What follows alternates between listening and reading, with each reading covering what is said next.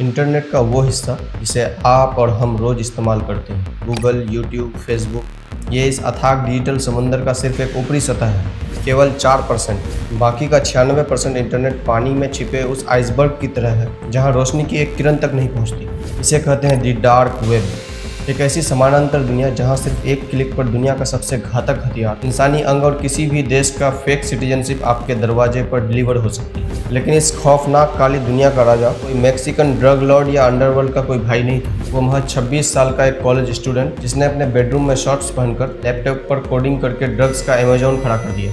एक ऐसा सातिर दिमाग जिसने FBI, CIA और DEA जैसी दुनिया की सबसे ताकतवर खुफिया एजेंसियों को सालों तक घुटनों पर ला दिया। आज वसी 7 नेक्सस पर हम किसी फिल्म की कहानी नहीं बल्कि इंटरनेट के इतिहास की सबसे बड़े, सबसे डार्क और सबसे हैरान कर देने वाले साम्राज्य का कच्चा चिट्टा खोलने जा रहे हैं। कहानी है सिल्क रोड की और उसके अघोषित राजा रॉस उल्ब्रिख्ट की।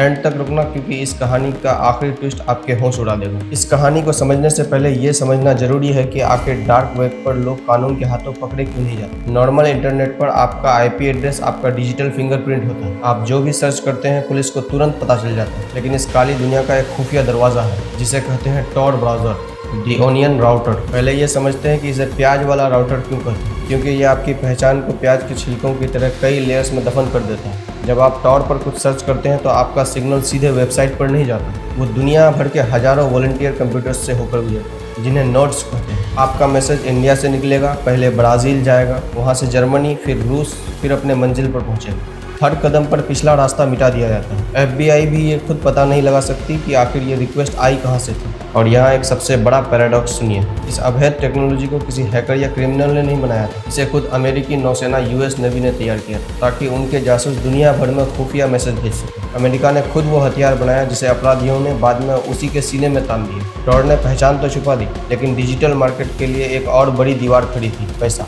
अगर आप क्रेडिट कार्ड या बैंक ट्रांसफर से ड्रग खरीदेंगे तो बैंक के सिस्टम में आपका नाम आ जाएगा और पुलिस कस्टडी पक्की। लेकिन ठीक उसी समय साल 2009 में दुनिया के सामने आता है बिटकॉइन। बिना किसी बैंक के, बिना किसी नाम के, बिना किसी ID प्रूफ के सीधे एक अननोन वॉलेट से दूसरे वॉलेट में पैसा ट्रांसफर। पहचान छिप गई, पैसे का रास्ता बन गया। दोनों बारूद तैयार थे, बस चिंगारी लगाने वाले की कमी थी। और वो चिंगारी लगाई टेक्सास के एक 26 साल के नौजवान ने, रॉस उल्ब्रिख्ट। रॉस एक लिबर्टेरियन माइंडसेट का बंदा था जिसका मानना था कि सरकार को इंसान की आज़ादी में दखल देने का कोई हक नहीं है। इंसान जो चाहे खाए, पिए, बेचे, चाहे वो जहर क्यों ना हो। उसने कोडिंग सीखी और जनवरी 2011 में डार्क वेब पर एक वेबसाइट लॉन्च कर दी जिसका नाम उसने इतिहास के सबसे पुराने ट्रेड रूट पर रखा, सिल्क रोड। शुरुआत रॉस ने अपने घर में उगाए गए मैजिक मशरूम को बेचकर की, लेकिन कुछ ही महीनों में इस वेबसाइट ने इंसानी फितरत का सबसे घिनौना रूप बाहर ला दिया। जब लोगों को पता चला कि यहाँ कुछ भी करने पर पकड़े नहीं जा सकते तो सिल्क रोड बन गया ड्रग्स का अमेजोन।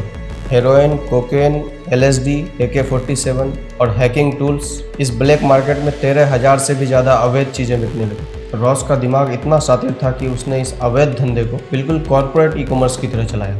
उसने एस्क्रो सिस्टम बनाया, यानी ग्राहक जो बिटकॉइन भेजता था वो सीधे सेलर को नहीं मिलती, वो वेबसाइट के पास होल्ड रहते थे। जब कुरियर ग्राहक को मिल जाता और वो ओके करता तब पैसे सेलर के अकाउंट में जाता था। हर डीलर की अमेजोन के तरह रेटिंग और रिव्यूज़ होते थे। 1 स्टार मतलब घटिया माल, बिजनेस ठप।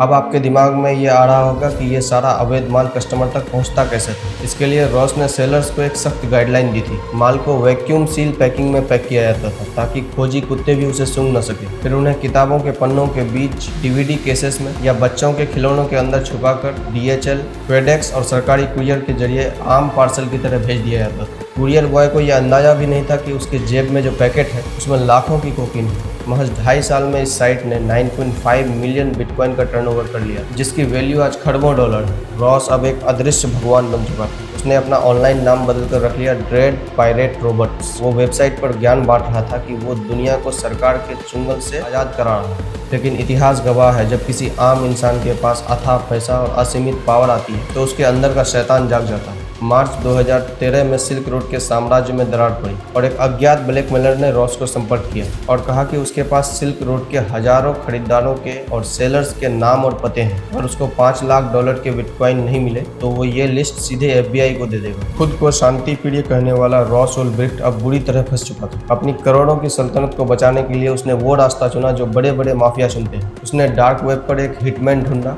और उस ब्लैकमेलर को तरपा कर मारने के लिए $80,000 की सुपारी थी। वो लड़का जो कभी एक चींटी भी नहीं मारता था, वो इंसानों को कत्ल करने के सौदे कर रहा है। लेकिन रुकिए, कहानी का सबसे बड़ा ट्विस्ट यहाँ आता है। रॉस को शक था कि उसका एक पुराना एडमिनिस्ट्रेटर कर्टिस ग्रीन भी गद्दारी कर रहा है, तो उसने कर्टिस ग्रीन को भी ठिकाने लगाने का ऑर्डर एक दूसरे हिटमैन को दे दिया। लेकिन रॉस को यह अंदाजा भी नहीं था कि जिसे वो अपना वफादार कातिल समझ रहा है, वो कोई हिटमैन नहीं बल्कि कार्ल फोर्स नाम का FBI अंडरकवर एजेंट है। FBI ने बकायदा हॉलीवुड स्टाइल ड्रामा किया। कर्टिस ग्रीन के चेहरे पर नकली खून लगाया, उसे जमीन पर लेटाया और उसकी मौत का ढोंग रचकर तस्वीरें रॉस को भेज दी। रॉस ने उन खौफनाक तस्वीरों को देखा, सुकून की सांस ली और हिटमैन को पेमेंट ट्रांसफर कर दी। रॉस को लग रहा था कि वो जीत गया, लेकिन असल में वो FBI के बिछाए जाल में पूरी तरह से फंस चुका था। कत्ल की साजिश के पक्के डिजिटल सबूत अब सरकार के हाथ में थे। दुनिया की सबसे एडवांस एजेंसियां इस अदृश्य साये का पीछा कर रही, लेकिन इस मास्टरमाइंड को किसी सुपर कंप्यूटर ने नहीं, बल्कि टैक्स डिपार्टमेंट IRS के एक आम ऑफिसर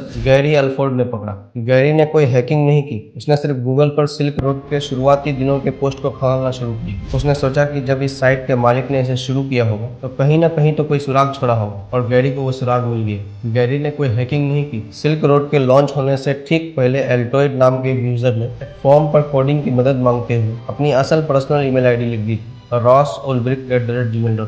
यही वो धागा था जिसने FBI को रॉस के दरवाजे तक पहुंचा दिया। 1 अक्टूबर 2013 दोपहर का वक्त, सैन फ्रांसिस्को की Glen Park public library. Ross Ulbricht वहां बैठकर आराम से फ्री वाईफाई में सिल्क रोड का मास्टर एडमिन अकाउंट चला रहा है। उसे भनक तक नहीं थी कि उसके आसपास किताबों के पीछे छुपे लोग आम पाठक नहीं बल्कि FBI के एलीट एजेंट्स हैं।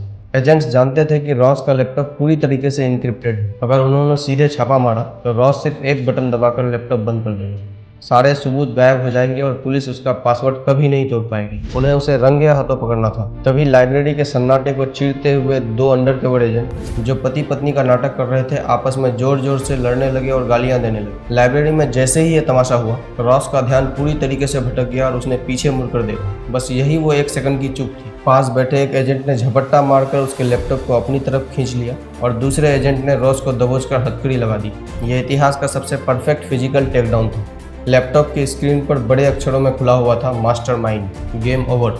मई 2015 में रॉस की खुद की पर्सनल डायरी कोर्ट में पेश की गई, जिसमें उसने अपने सारे गुनाह कबूले थे। जज कैथरीन फोर्ट्रेस ने रॉस उल्ब्रिक्ट को बिना किसी पैरोल के 2 बार उम्र कैद और मजीद 40 साल की ऐतिहासिक सजा सुनाई। दुनिया ने मान लिया कि ये लड़का अब जेल की काल कोठरी में ही मरेगा, लेकिन कहानी का अंतिम और सबसे बड़ा शौक अभी बाकी था। सितंबर 2025 में न्यूयॉर्क टाइम्स ने एक ऐसी खबर ब्रेक की जिसने पूरे विश्व को चौंका दिया। राष्ट्रपति डोनाल्ड ट्रंप ने अपने दूसरे टर्म के पहले ही महीने में रॉस उल्ब्रिक्ट को मुकम्मल और बिना किसी शर्त के माफी देकर जेल से रिहा करने का आदेश दे दिया। आखिर ट्रंप ने एक सजा याफ्ता ड्रग लॉर्ड को क्यों छोड़ा? जवाब है सियासत और वोट बैंक। अमेरिका के विशाल क्रिप्टो कम्युनिटी और एलोन मस्क जैसे रसूखदार लोग रॉस को एक पॉलिटिकल कैदी और हीरो मानते थे। ट्रंप ने अपने रैली में वादा किया था और उन्हें वो पूरा किया। जो बंदा मरते दम तक जेल में रहने वाला था, वो 11 साल बाद आज आज़ाद इंसान बनकर घूम रहा है। और इस कहानी का सबसे गंदा सच सुनिए, रॉस को पकड़ने वाले 2 FBI एजेंट्स कार्ल फोर्स और शॉन ब्रिजेस खुद महाभ्रष्ट निकले। उन्होंने रॉस को फर्जी ID से ब्लैकमेल करके लाखों डॉलर लिए और सिल्क रोड के वॉलेट से लाखों डॉलर के बिटकॉइन चुराए थे, जिसके लिए बाद में उन दोनों कानून के रखवालों को भी जेल की सजा काटनी पड़ी। यानी इस बहती गंगा में सबने हाथ धोए, कानून तोड़ने वाले भी और कानून बनाने वाले भी। सिल्क रोड तो खत्म हो गई, लेकिन रॉस उल्ब्रिक्ट ने दुनिया के अपराधियों को एक ऐसा डिजिटल ब्लूप्रिंट दे दिया जिसे आज मिटाना नामुमकिन है।